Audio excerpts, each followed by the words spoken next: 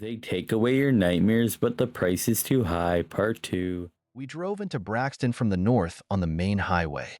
I'd wanted to ask more questions after the things Holloman had said, but I decided to wait and see instead. Whatever this place was, whatever all of this was, I couldn't just keep blindly following whatever my employers told me. This was no longer just about my job.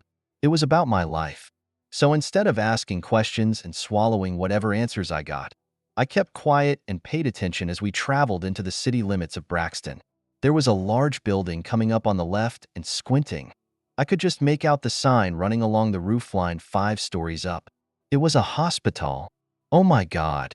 That was Mrs. Graves, her voice soft and trembling with enough fear that it derailed my train of thought and caused me to follow her gaze to a large, dark mound out on the grounds of the hospital. Mr. Holloman was slowing down now as he sucked air between his teeth and muttered, "God damn it," under his breath. I only noticed his reaction distantly, however, as I squinted out the window and tried to understand what we were all looking at. When I did, my stomach twisted into a cramp as my gorge began to rise. It was bodies. A large heap of bodies that had obviously been partially burned at one point and then left rotting for weeks or months.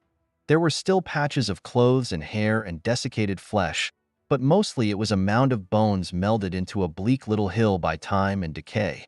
A few more people were scattered about, some obviously dead, but others almost like, hey, are some of those people sleeping?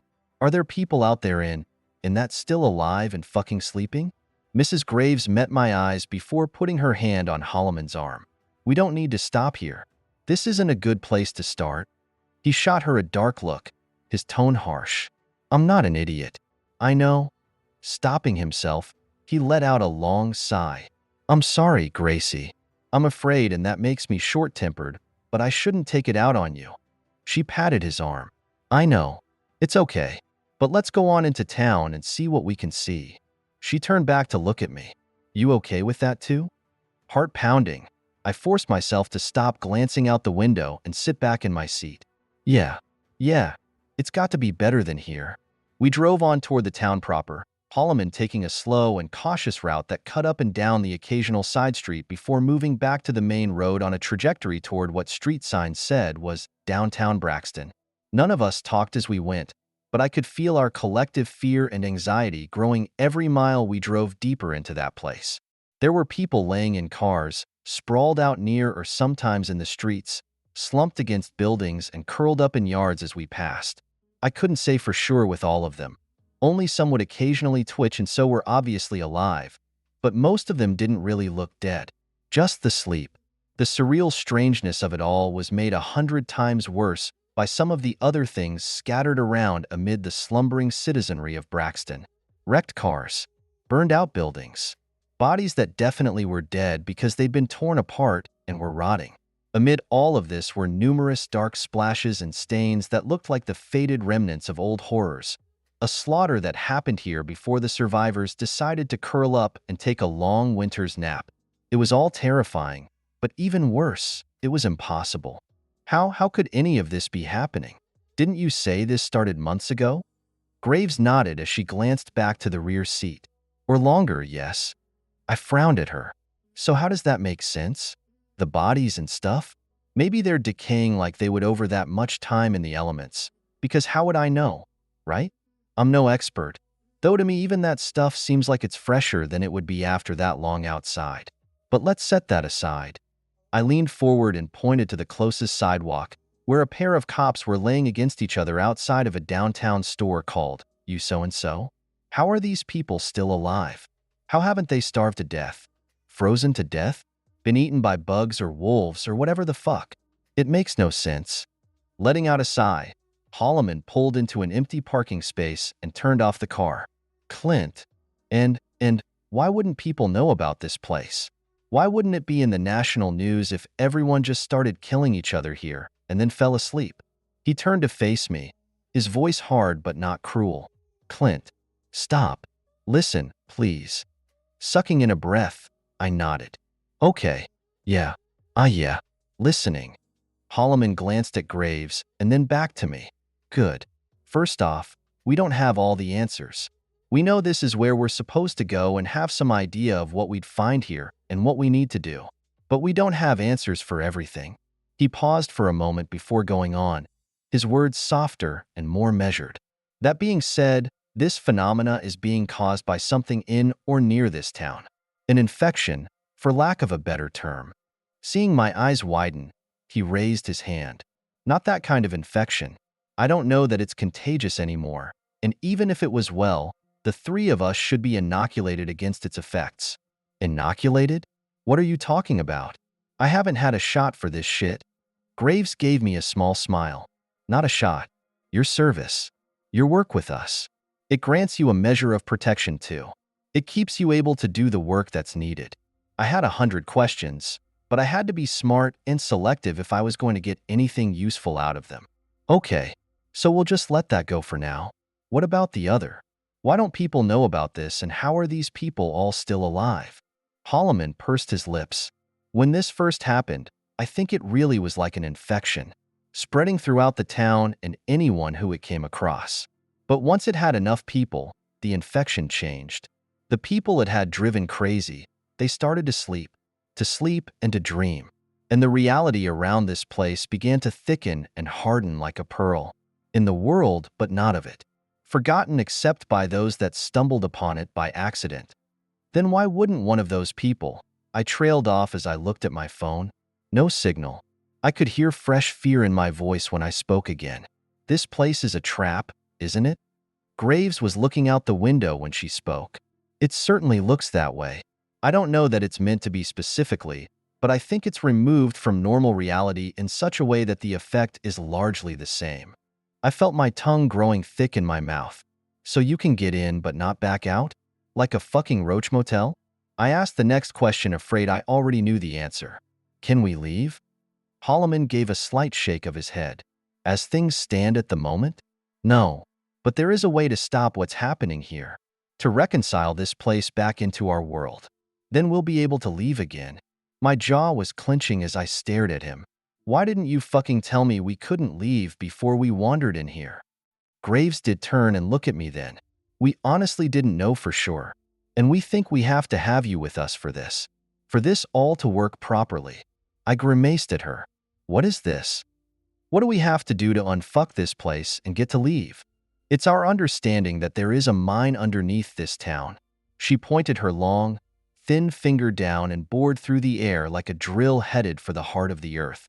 A very old and deep hole that for some reason the people of this town started mining again a while back. They dug up and woke up something even older than the hole down there. Licking her lips, she gave a nervous laugh. And now we have to find it and kill it. My chest was on fire as we cut down another side street.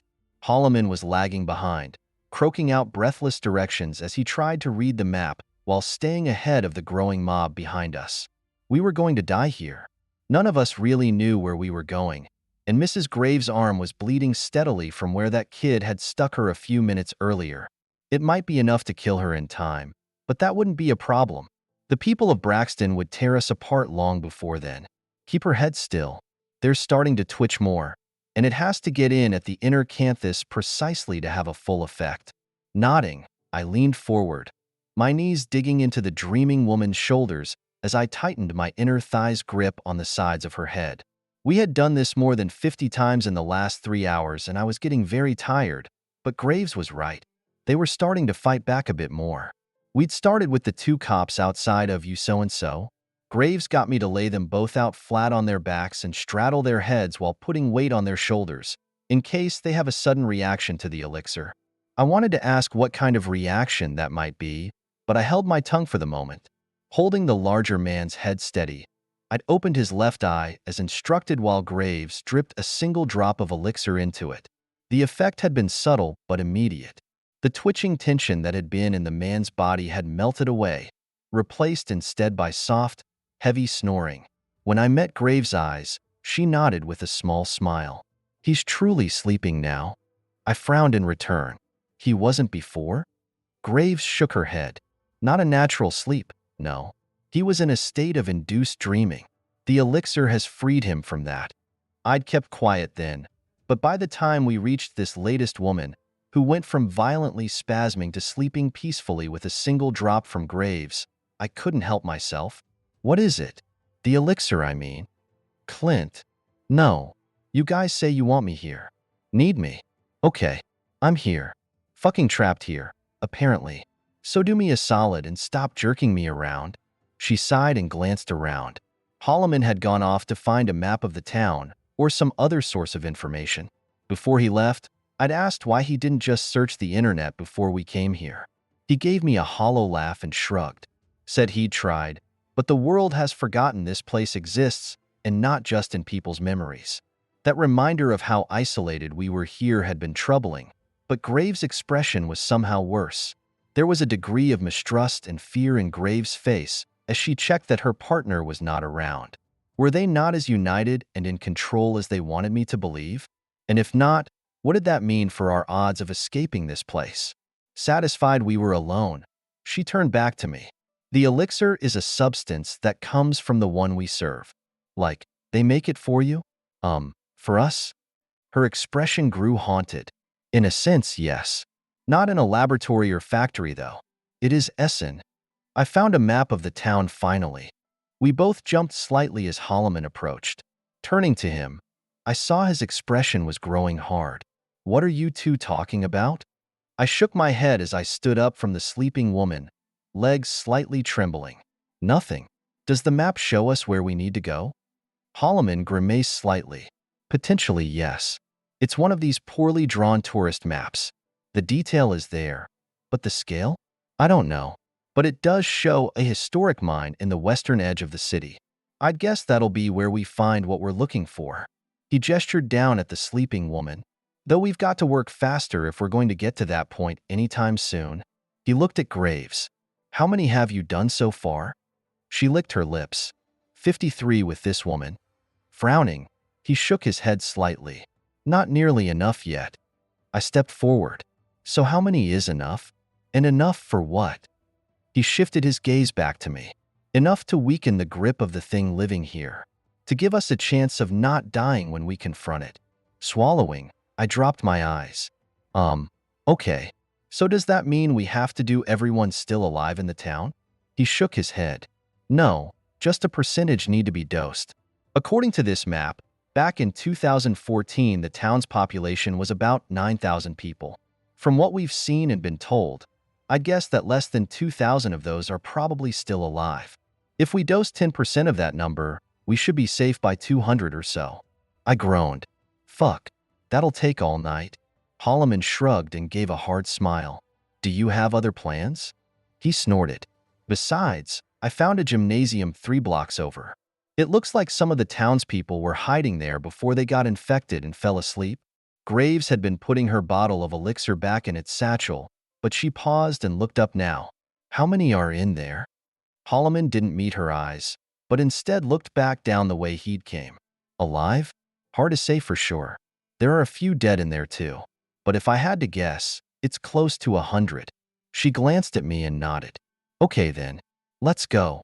The outside of the gymnasium proudly proclaimed itself to be home of the Braxton Barbarians, a name that was ironically apt given everything that had happened there. Bodies and signs of long past fighting littered the parking lot as we made our way toward the building. We found a couple of sleepers amid the chaos, but most were truly dead here. The carnage got much worse as we reached the double doors leading into the gym. A couple of dozen bodies lay in a jumbled pile of slow rot at the entry point. I could see several holes that were probably gunshots on a number of the people, and the outside of the doors were streaked with bloody finger trails and dents, along with one long breach of the metal from a fire axe that was still lodged in the right door. Gagging a little, I had to fight the urge to just close my eyes and block it all out. Jesus, it was like a war here. They were trying to get into the others, weren't they? Holloman puffed out a breath and nodded. Yes, it looks that way. For whatever reason, some people weren't affected as quickly as others. Maybe they tried to leave town and couldn't, or maybe by the time they realized how bad things were, all they could do was try to hide in here. Stepping over a dead teenaged girl, he yanked open the door with a squeal. They chained the door from the inside, but they left a gap to shoot through.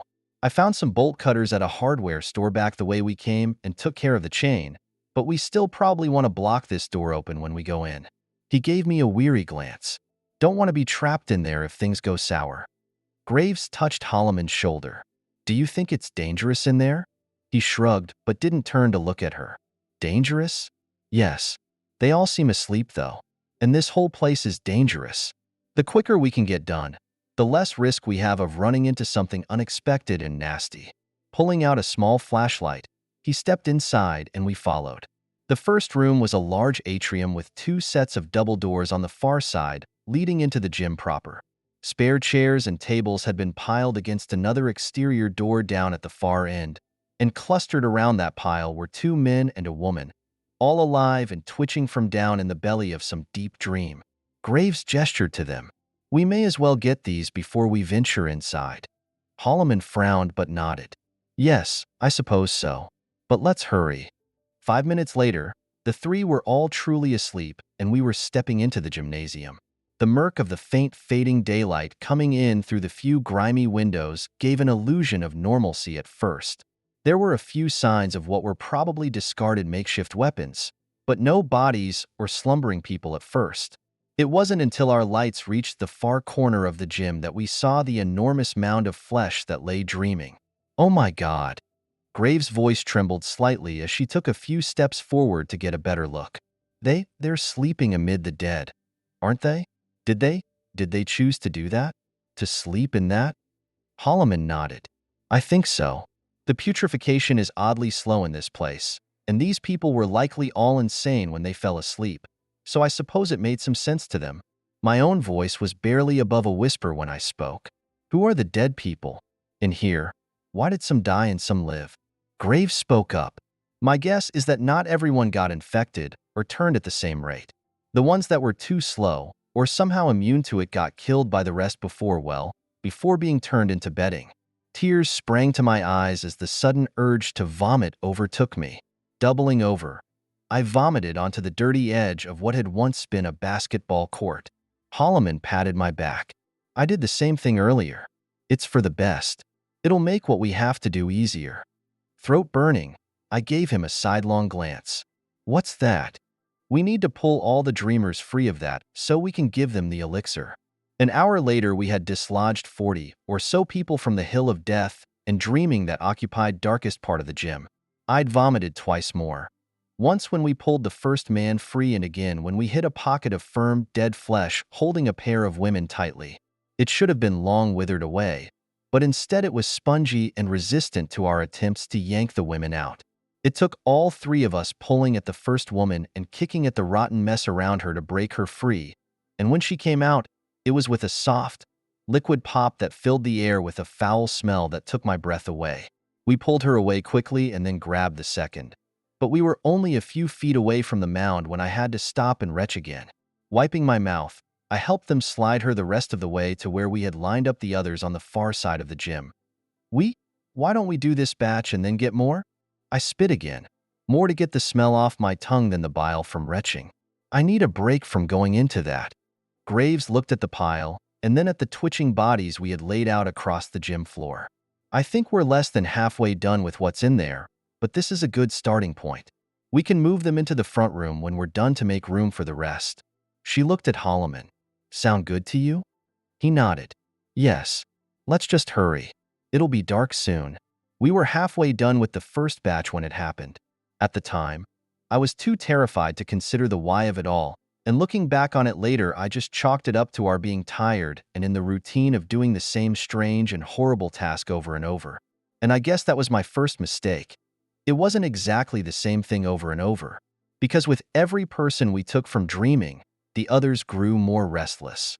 I think we all realized this was building towards something bad, but our wordless agreement was just to work faster, get it over with, so we could somehow finish whatever was happening in this town and get out. I think about that attitude now and ironically enough, I marvel at it. I had no real idea of what we were facing or how we were supposed to beat it, but through some amalgam of desperate faith in Holloman and Graves and desperation at our situation, I trusted that it would work out so long as we had a plan and kept to it. That's probably why, when Graves cried out and shoved me off the man I was steadying for the elixir, there was no fear, just irritated surprise. It all happened so fast. She shoved me. I turned toward her even as I saw a blur of movement from behind. Someone small with a piece of metal or a knife, stabbing the air where I had been and hitting Mrs. Graves' arm instead. She let out a scream and reached for the attacker's wrist even as I was catching myself and trying to regain my balance so I could help. The air was suddenly split by the crack of a gunshot, and the small boy holding a butcher knife went tumbling back a couple of feet before sliding a few more. My eyes followed him first. I could already see blood pooling from his chest, and even at a distance it was easy to tell he was dead in the moment before I turned to look for the source of the gunfire. It was Mr. Holloman, his eyes wide and roving as he looked around the gym and then at Mrs. Graves, his shocked expression narrowing to one of angry concern. "Gracie, are you okay?" She was cradling her arm and looked pale, but she managed to nod between deep, panicked breaths. Yes, I think so." She gave him a smile before looking over at me. "Are you okay?" "I'm fine, thanks to, ha. Hee hee. Ha ha ha ha." It wasn't the laughter of one person or just a few. In fact, at first it seemed less like laughter than it did trickles of dirty water, crawling through new cracks in a dam, growing more eager and numerous with every second. I looked toward the dark corner of the room and saw what was crawling towards us wasn't foul streams but madness given legs and hands and teeth. Dozens of dreamers now woken back into whatever plague held this place, crawling and standing with the rotting muck of their family and friends clinging to their bodies as they picked up left-behind weapons and started to stand and walk towards us. Every lip curled into a smile between chuckles and cackles and guffaws. "Ha ha. Hee hee hee." I turned to look at Holloman as he was stepping forward to lift Mrs. Graves to her feet and pull her toward the exit. He gave me a silent glance that told me all I needed to know. This was not according to plan. This was not in control. And if we didn't get away from this place and these people, we were all going to die. We'd made it back through the maze of downtown to the side opposite from the gym, but it didn't matter. Not only were the ones from the gym still after us, along with a few more dreamers they'd picked up along the way, but up ahead was another group of 15 or so men and women were running towards us with impromptu tools and manic grins that both flashed murder with each bouncing step closer. They were practically skipping towards us as they guffawed and giggled, and it might have been funny if not for the dead ice in their eyes.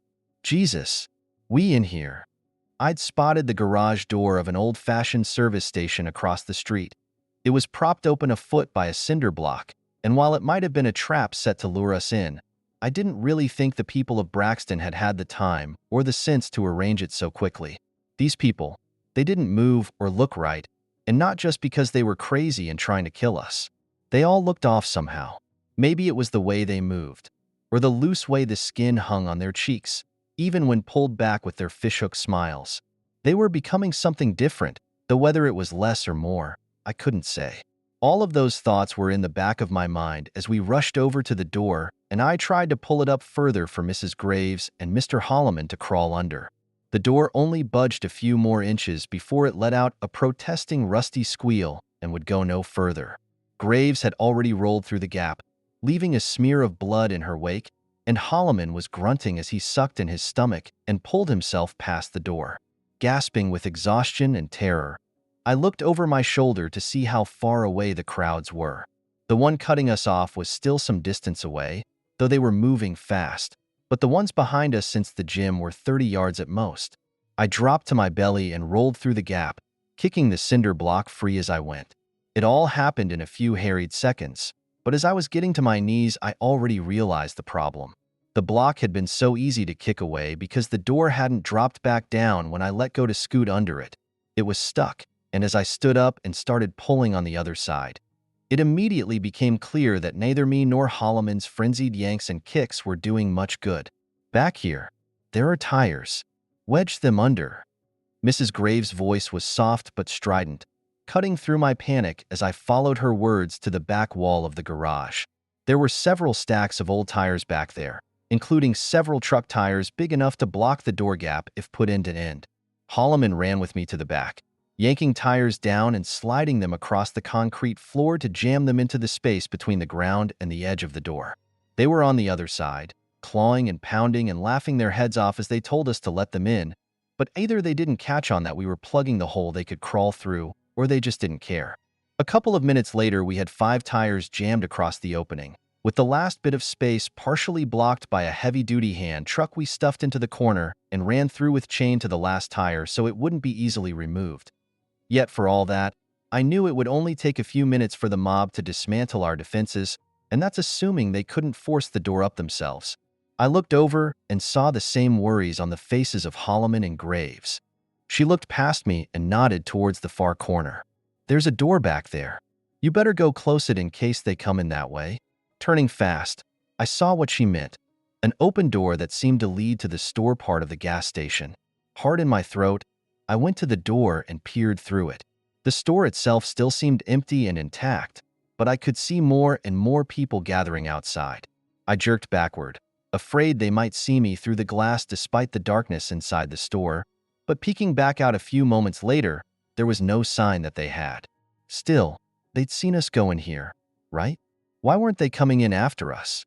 Stepping back through the door and closing it behind me, I quietly slid over a mechanic's creeper and propped it under the knob before turning back to my employers. Holloman had managed to tourniquet Mrs. Graves' upper arm with her belt and bandage her forearm with a strip from his shirt, and while the strip of cloth was already turning red with blood, it was definitely an improvement from how she'd looked a few minutes earlier. Of course, from the fact that she looked as terrified as I felt. I walked back over to them, keeping my voice low. "Why aren't they coming in? There's more around on the store side, but they weren't even really looking in through the windows. It's like they forgot we're in here." Holloman grimaced and gave a nod. "That's probably exactly what has happened. We need to be very careful to not make noise or let them see us." I frowned at him. "But how does that work? Are they like so crazy or brain damaged that they don't remember chasing us in here just now?" Graves shook her head. "No, I don't think so. Based on what we've seen and what we know, they may be insane, but they retain a large degree of sophistication. I think this is just, well, a measure of protection we're being provided by our service, even here." I felt a flare of anger at her carefully chosen words. "Oh, so more magic from our service? And what exactly do we serve again? Because I seem to always miss out on that part." Holloman started turning red. "Clint, now is not." I raised my hand and cut him off. "Fuck it. Just save your bullshit. You're actually right. We're about to die, and I'd rather focus on that not happening. Any ideas?" I glanced between the two of them. "Either of you?" A look passed between them, and then Holloman glanced toward the shadowy back corner of the garage. "I don't think there's another way out of here, but even if there was, they'd just be after us again as soon as we ran. But if they're that discombobulated, Clint, how many do you think are out there right now?" I shook my head. "Shit, I don't know. There were probably 30 or 40 following us, right? And another 12 or 15 trying to cut us off." I glanced back toward the store side of the gas station. But when I was closing the door, I could see out the windows pretty good and, yeah, there are still more coming. Holloman fluttered his hand in frustration. "Yes, I understand. But how many? By your best guess?" Scowling, I gave a shrug. "I don't know. Probably 100 or more if none of them are leaving again." He gave me a grim smile. "Good. That may be enough." "Enough for what?" Wiping his forehead, he gestured up at the fluorescent light sullenly illuminating the dingy garage we were in. "Have you wondered about the electricity? Not every place has power, it seems, but some do. And where is that coming from?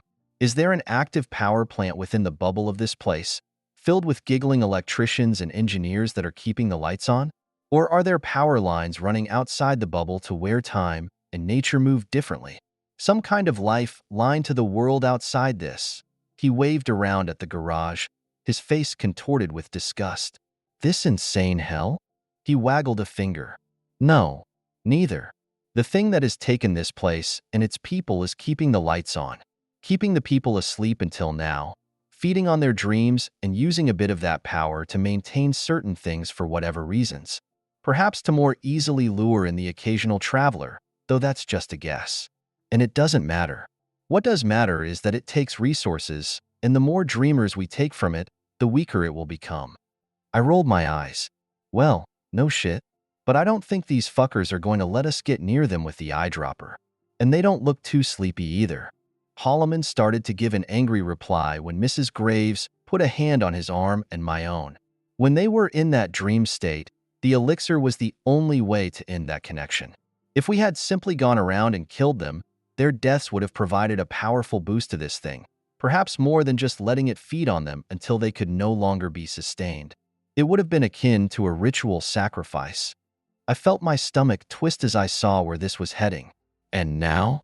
She let out a long, tired sigh. Now? Now it has had to wake up part of them, sacrificing the power of their dreams to create a standing army to eliminate a threat, us. Unless and until they sleep again, that power is lost. Holloman cut in. And if you're right, and there are 100 or more out there, and given those we've already dosed, we could move past the breaking point in one fell swoop. I stared at her. You're talking about killing them, aren't you? Murdering 100 people. Graves shook her head. No, not murder. Self-defense. They will kill us eventually and in horrible ways. This place, we're trapped here. Hard as it may be to hear, it's going to be either them or us. Holloman snorted. Enough of this. We can moralize after we're no longer in danger. He pointed to the abandoned sedan sitting in the far corner of the garage. Clint, go look for gas and oil. If you can't find much, see if you can siphon some from that car. I'd guess we'll need at least 20 gallons to spray them all down. I backed up a step. What are you talking about? You're going to walk out there and what? Spray them down with oil and gas and set them on fire? He chuckled. No, that'd be suicide. Don't be an idiot. He pointed to a skylight above the sedan. I'm going to have you pry that open and we'll go onto the roof and spray it down on them. If we're careful and they don't see us, they may just let us do it until it's too late. But first you need to find something liquid that will burn. I looked back at Graves. And you're okay with this? She looked on the edge of tears. I'm not okay with any of this, but we don't have a choice. We have a job to do, and they will kill us otherwise. Please, Clint. Holloman looked ready to argue further, but I cut him off. Save it. I'm doing this because you're both right, but that doesn't mean I like it. He nodded. I appreciate that. I feel the same way. Will you please go find us some flammables while I stay with Gracie? Sure, yeah, sure. The garage was big enough to hold 2 cars at a time, but with only the one slot occupied, I didn't think there'd be much to really search. Most of the walls were lined with tools, and there were miscellaneous pieces of equipment along the perimeter, but it wasn't until I started around the car that I saw something of interest. It was a pair of feet. I let out a gasp and started to back away, but something stopped me. This wasn't right. The feet were laying at a weird angle and looked lifeless. Taking a couple of steps forward, I could see more of the man's body. He had clearly been dead a while, though it was to tell how long in this place, and it wasn't hard to see how he'd died. A box cutter still lay clasped in his withered hand, stained from the gash he'd put in his own neck at the end. I thought about the cinder block at the door and wondered if he was the one that had put that there, maybe hoping someone else would come along and rescue him for a time before he gave up hope. Tears springing to my eyes, I looked over at his other hand. It was a plastic grocery bag, and inside were the dried ruins of what had probably once been half an ice cream cake, along with plastic plates, candles, and other party supplies. Jesus, this looks like he was going to his kid's birthday party. I stumbled back a step before my eyes caught on a large metal drum in the corner. Black painted letters were stenciled along the side, with the first line saying 50 gallons. Below that was a longer line. Waste oil. Stepping cautionally by the poor dead man, I gingerly rocked it. It felt most of the way full. Sighing, I looked back down at the birthday bag. When I came back around, Graves and Holloman were looking at me with expectant desperation. I nodded. I found a drum back here. I think it has like 30 or 40 gallons of old oil in there. I threw a small plastic bag at Holloman's chest. Flinching, he fumblingly grabbed it and looked at it before giving me a sullen stare. Party balloons? His face split into a grin as he began to laugh softly. Oh, I see. Yes, that should work well. Yes. Yeah, let's hurry and get this done. Come help me get the barrel out. Easing up from his spot next to Mrs. Graves, he bustled over past me, still chuckling. Sure thing, Chief. Time for a fire tonight. Frowning at him, I turned to look back at Graves, her eyes wide and more fearful than when we'd barely escaped the mob outside. She was mouthing something to me, lips trembling as she tried to enunciate each word clearly across the shadowy space. "We're losing him." The oil was thick and sludgy, and Mrs. Graves had the idea of siphoning any old gas in the car out and mixing a little bit in with every balloon. That worked well enough. We'd found a manual oil extractor, so we could add a bit of air and gas before squirting in a thick glob of oil on top and tying it off. It was smelly, sweaty, tiring work, and the whole time I was terrified that the mob outside would suddenly remember their job and tear the garage down around us. But it never happened.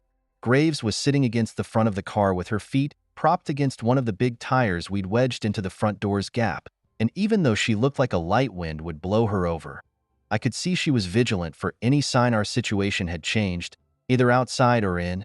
I'd been thinking about what she'd mouthed to me as we'd gone back to get the oil drum a few minutes earlier. "We're losing him." She meant Holloman, of course, and losing him to the madness of this place seemed the logical assumption. I didn't think she was wrong.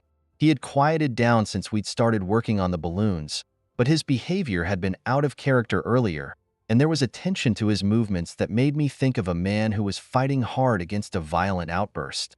Or maybe just a bellow of laughter. "Mr. Holloman, can I ask you a question?"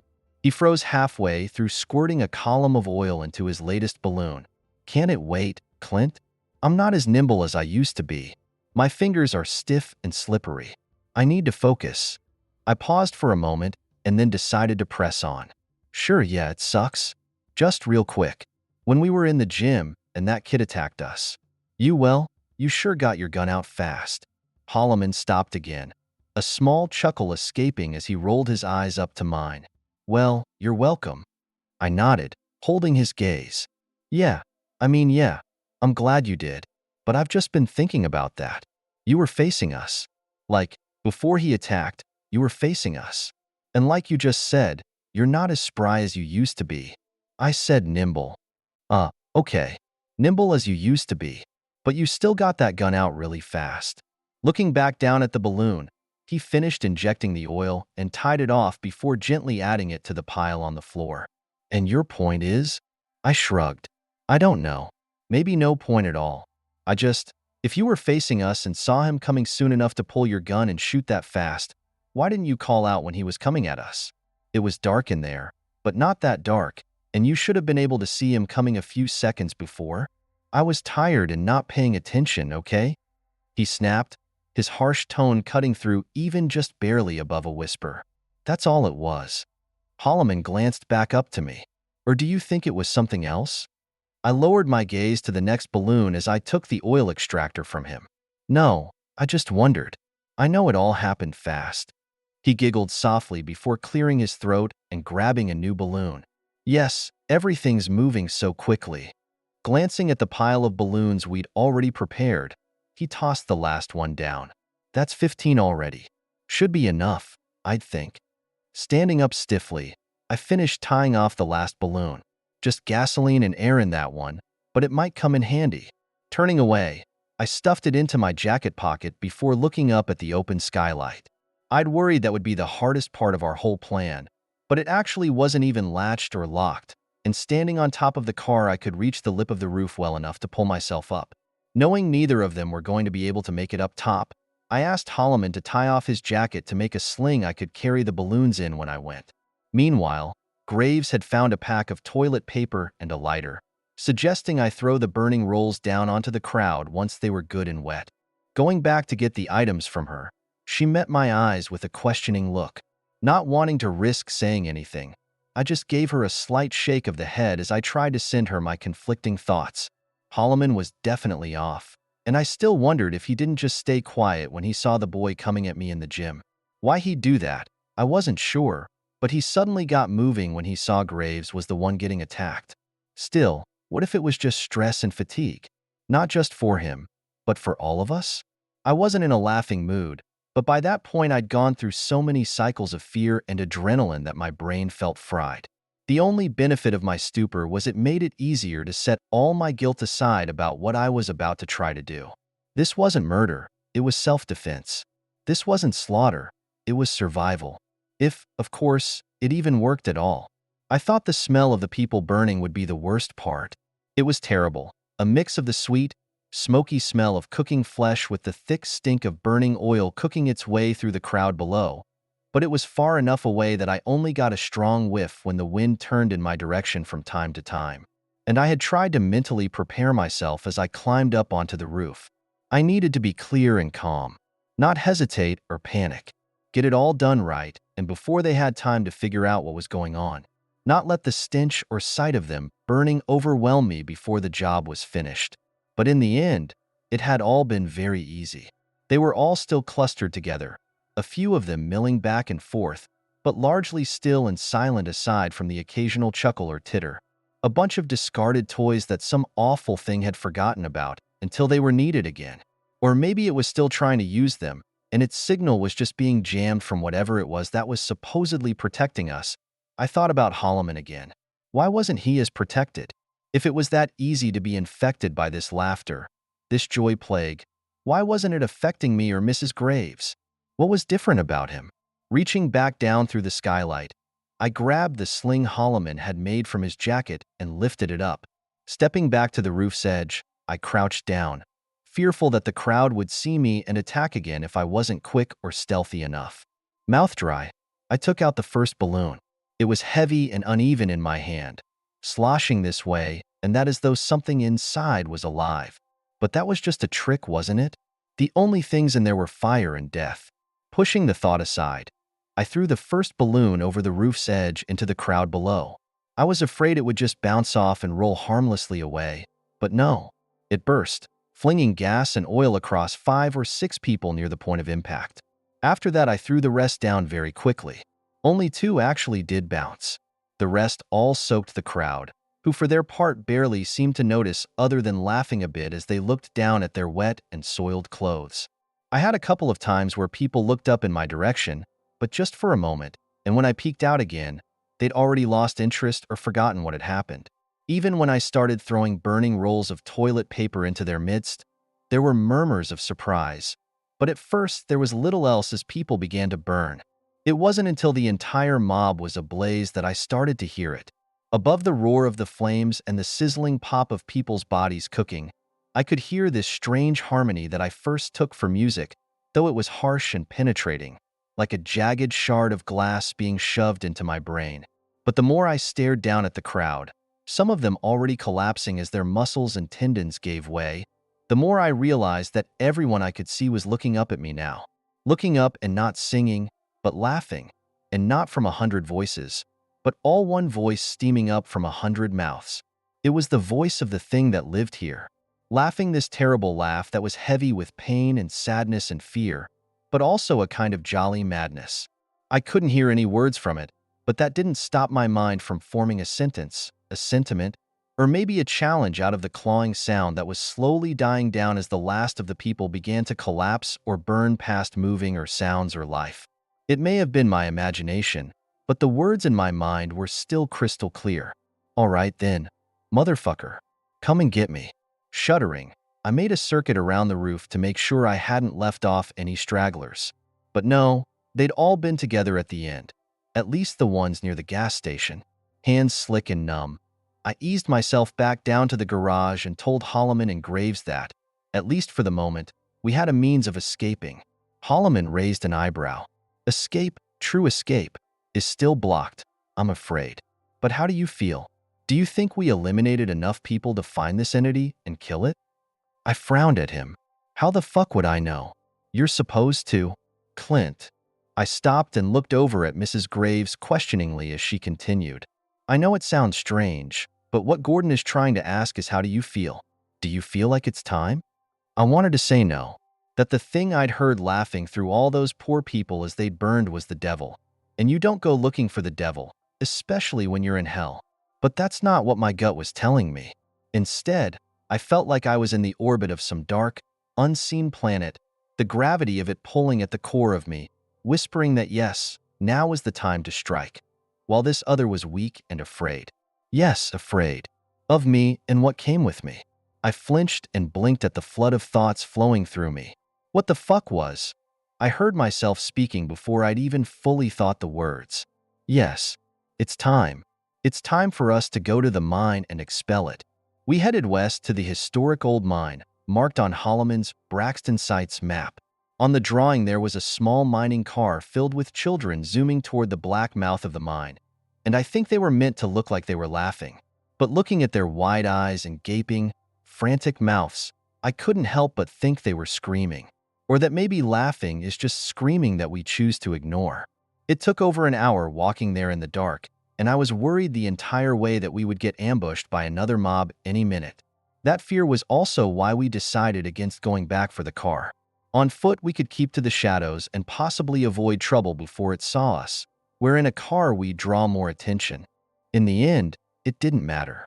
We didn't see many more people, and the few we did were all still twitchily dreaming. The road to the mine was loose, rough gravel, making each step a bit treacherous in the meager light from the moon and our phones when we dared to use them. Maybe our focus on not falling is why the man was able to get so close to us before we realized he was there. "Evenin', folks." I jumped and spun toward him while Mrs. Graves stumbled back and Mr. Holloman uttered a short, startled cry. The man's features were obscured in shadow, but his body wasn't. Even in the pale monochrome of the available light, I could make out the uniform and the name tag on one side of his chest that said, Marcus. On the other side was a silver star, engraved with scrollwork around another single word. Sheriff. Seems awful late for y'all to be out and about in our fair little town. The man let out a hoarse giggle. Thinking about a trip to the mine, I'd wager. Graves found her voice first. Please let us pass. We're trying to help this town.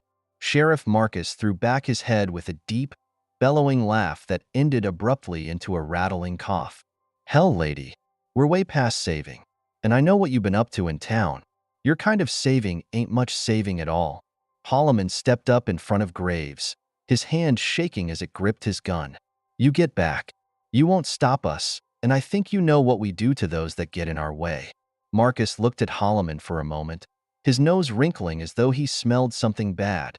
Seeing his face, I had the thought that it had probably once been friendly, even handsome. Now it looked haggard and worn, a hard-baked mask cooked in the heat of this place's madness.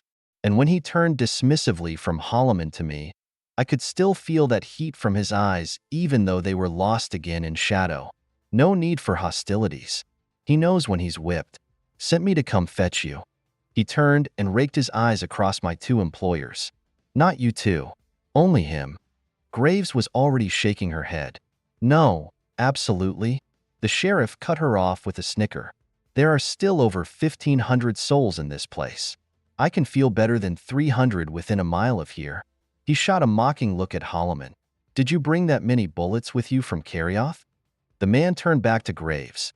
Or do you mean to fight them all before bleeding away the last of your life? Stomach clenching, I walked toward him. No, I'll go. I looked back at Graves. Just me. It'll be okay. Give me the elixir. Graves seemed about to argue further, but finally she shook her head and pulled out the satchel. Handing it to me, she held on for a second, meeting my eyes. Please be careful, Clint. I nodded, giving a laugh I didn't feel. I will. I'll try. It was strange. I was afraid then, and even more afraid when we went into the mine. But looking back now, I can see how small and remote that fear was in the face of the overwhelming sense that I was doing exactly what I was supposed to be doing.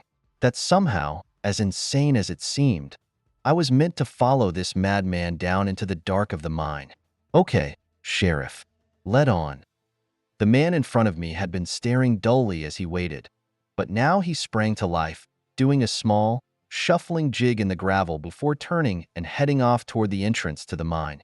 He didn't look back, as though he was as sure as I was that there was nowhere else I intended to go. I expected the entrance to just be a black hole in the earth, but to my surprise, there was a string of lights running from the mouth all the way down the throat so far as I could see. I followed him silently into the first shaft for what felt like better than a mile through several turns and intersections, and then down a second shaft before we got to an ancient elevator that looked over a century old. As though reading my mind, Sheriff Marcus chuckled as he pulled back the safety chain and beckoned me inside. It's not as old as it looks. Went in around 53, I think. This place has had several lives and deaths before this last one. I guess he was just sleeping down there through all of it, waiting for us to get deep enough to reach him. He chortled. For him to reach us. I didn't ask who or what he meant. I already knew, or at least in that moment I felt like I knew enough. I wasn't sure what was going to happen when I met this creature or how I was going to stop it, but every step I took felt like the right one, and in that moment, that was all I needed. The elevator ride down was surprisingly smooth. Though it was noisy enough, I had the thought that we weren't dropping through a void at all, but crushing the ground beneath us as we went like a never-ending jackhammer or miner's pick. Then the ride was over, and these lower tunnels weren't lit like the higher ones had been. The sheriff pulled out a flashlight. We were restringing all this as we could. Hard to stay focused, what with all the other activities we've been up to. But we were making headway until we fell asleep. But never you mind. Old Harry will lead you true. Pushing out the light in front of him, he headed off again, and I followed him through a number of other tunnels and chambers before we finally came to a stop. The man glanced back at me. He's up here, around the corner. He will be polite, I think, so you do the same. Listen, Pert, you understand? My heart was hammering so loud I could barely hear him, but I nodded anyway. Walking forward and around the corner, I gasped as the air suddenly changed, thickening and cooling as though I'd stepped further into a large chamber lit not by electric lights, but torches lining both walls.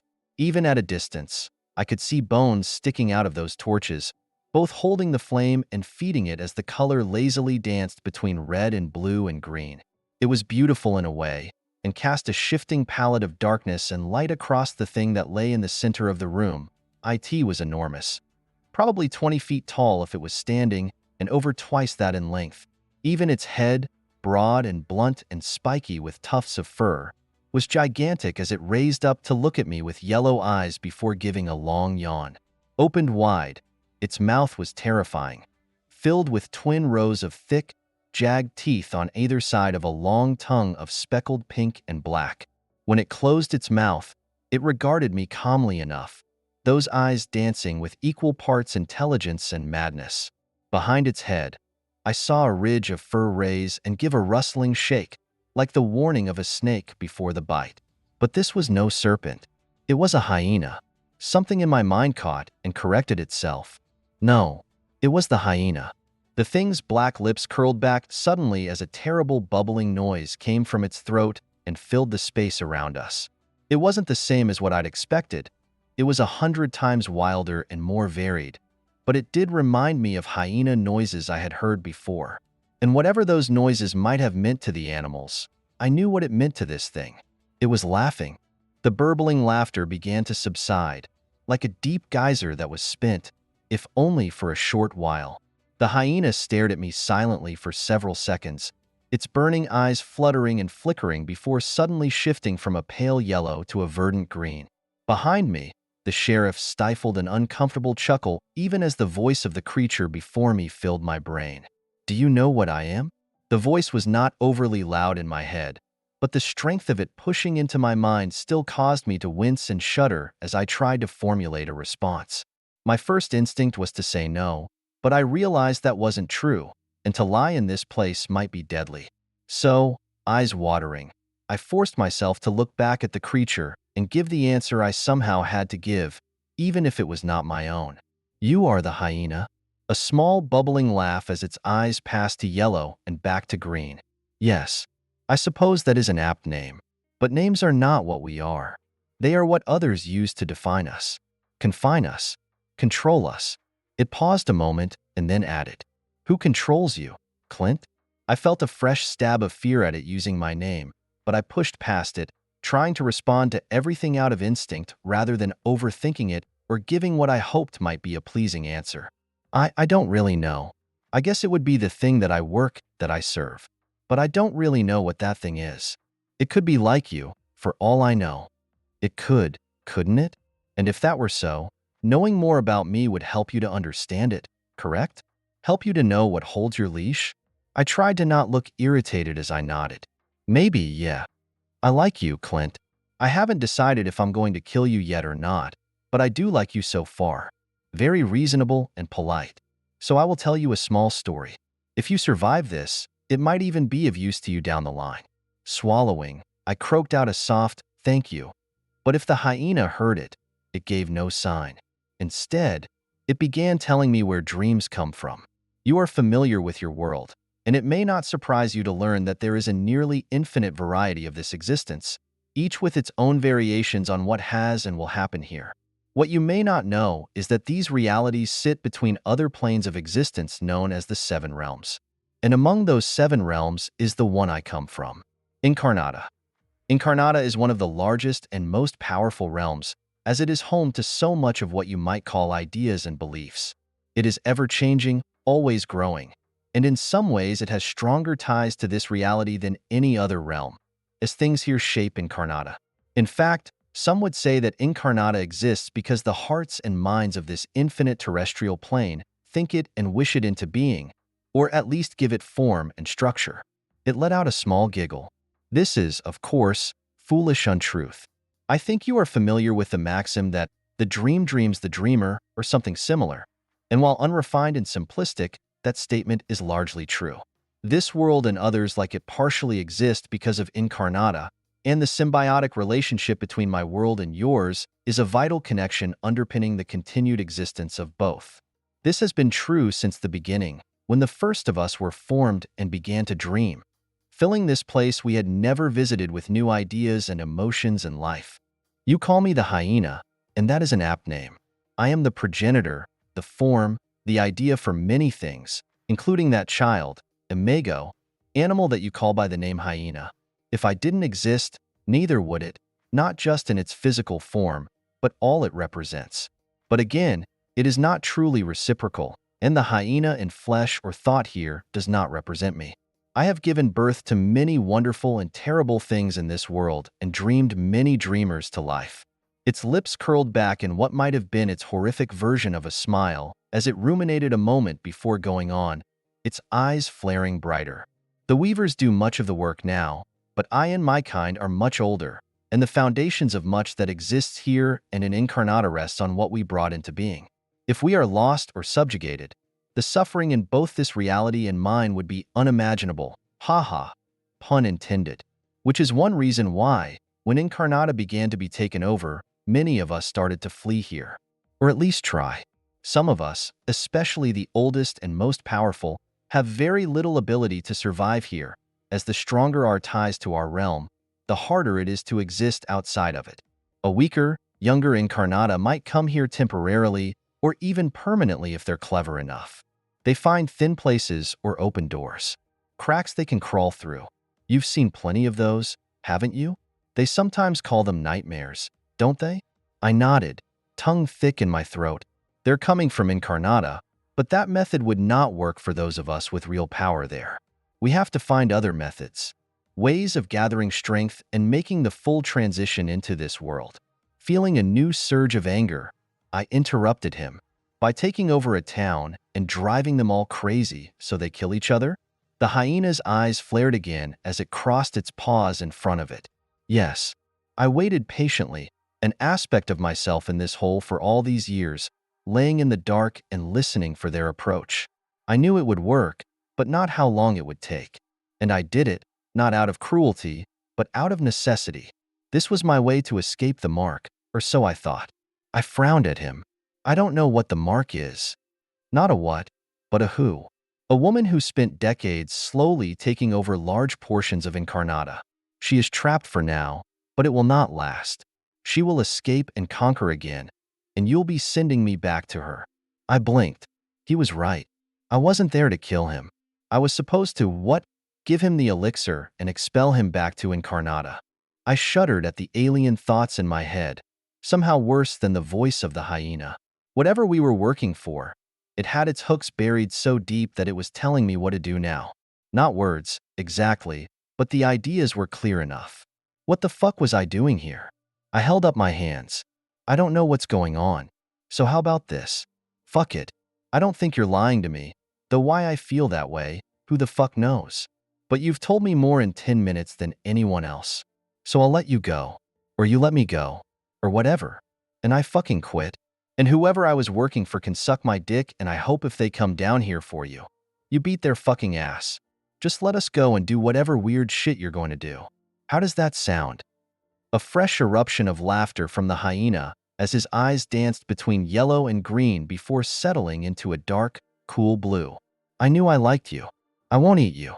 And I appreciate the sentiment, but it's too late for all of that. Your master has already won." "What do you mean?" The hyena let out a small, tired sigh. "I am so tired. Doing all of this? Pushing myself slightly into this reality, building enough influence to do what I've done here. It has all been done within the smallest of margins, and your work undoing that has undone me as well. I cannot win here, and fighting further will only weaken my chances of survival and freedom back on the other side." I found myself wanting to argue, as though I should be working to convince this monster who had killed or enslaved God knew how many that he should keep at it. It was insane, but then everything was insane now, wasn't it? I was so lost and terrified that it became easy to just follow the steady current flowing through my head, pushing me to finish the job I had already begun. "So you'll drink the elixir?" The hyena snickered. "Elixir? It's blood, you know, or what passes for it. A more clever way out than mine, it seems." It stood up suddenly, towering over me as it padded a couple of steps closer. "But yes, I'll drink it." Asterisk the creature looked past me to the sheriff. "Sleep." I turned and saw the man slumped to the floor, unconscious. "I've told all of them to sleep, and they won't wake again until I'm gone. My influence will be gone too, but I can't speak for how they will act after so long and all they have done in my name. You would do well to leave quickly once this is done." Breath tight in my chest, I nodded. "Okay. Thank you." My words faded out as I pulled out the satchel and withdrew the elixir from it. Should I just? I was going to say pour it on the ground for you to lick up, but I stopped myself. Whatever this thing was, it wasn't an animal really, and however horrified I was at what it had done, I couldn't help but find myself in awe of it as well. It spoke up in my head. "Just pour it onto my tongue. That should work fine." It lowered its head, tongue lolling out of a mouth big enough to swallow me whole. I heard its liquid laugh in my head as I recoiled a little. "Don't be scared. I said I won't eat you, and I don't lie. Let's just get it done." I gave him a shaky nod and poured out the flask's contents onto his tongue. I had the thought it might be a trick, that he'd spit it out, or that the elixir would do something different than my gut said it would. But the hyena was true to his word, curling his tongue back and swallowing without sparing a drop. As soon as he sat back, I felt another wave of confusing sadness. Had I done the right thing? I didn't know. Tears in the corners of my eyes, I looked up at the creature before me. I'm sorry." The hyena's eyes were still glowing a soft blue as it regarded me. "Me too. You know, it's fun." Suddenly, its eyes fell dark as its fur and skin turned to gray stone. I stood there for several seconds, staring at the enormous statue left behind as I waited for some sign of new life or movement. There was none. Wiping my cheeks, I turned to the sheriff and took his gun from its holster before grabbing him under the armpits to begin the long process of dragging him back toward the elevator. I didn't say much to Holloman and Graves when I reached them outside. Told them it was done and that we needed to leave now before people started waking up crazy or looking for someone to blame. They didn't argue, and despite our exhaustion and Mrs. Graves' arm, we nearly ran back to where we'd left the car downtown. 10 minutes later, we were past the city limits sign and on our way to a hospital far enough away to not be affected by what had gone on in Braxton. We spent the next 4 hours waiting for them to treat Mrs. Graves, and when they finally came out to give us an update, they said that she was doing fine, but they needed to keep her overnight. We went back to see her before they carried her up to her new room, and she did look a little better, if still pale and exhausted. She smiled at us when we both offered to stay. "No, you two go get some sleep. That's what I'm going to do too. Come back in the morning. I'll be fine." We didn't argue, and a few minutes later, we were getting back in the car for Mr. Holloman to take me home. Cranking the car, Holloman paused before putting it in reverse. I looked over, and he was staring at the steering wheel, his face unreadable. "Clint, I just want to say that I'm very proud of you. You're a much braver man than I am, I think, and I don't know what we would have done without you back there." There was a time when I would have gloried in his praise, but too much had happened since then. Too much bullshit under the bridge, or whatever the saying would be. I was too exhausted to be clever, but in some ways I felt crystal clear. Take me to it. Holloman raised an eyebrow at me. Take you to what? You want to get something to eat or? Stop the bullshit. You know what I mean. Take me to your boss. Our boss. Show me what exactly it is we're serving. He puffed out a long breath as his face grew red. Clint, now is not the time or the place for this conversa. His words trailed off as he saw me pull the sheriff's revolver from my jacket pocket. I'm not asking this time, Gordon. You're taking me there. Now.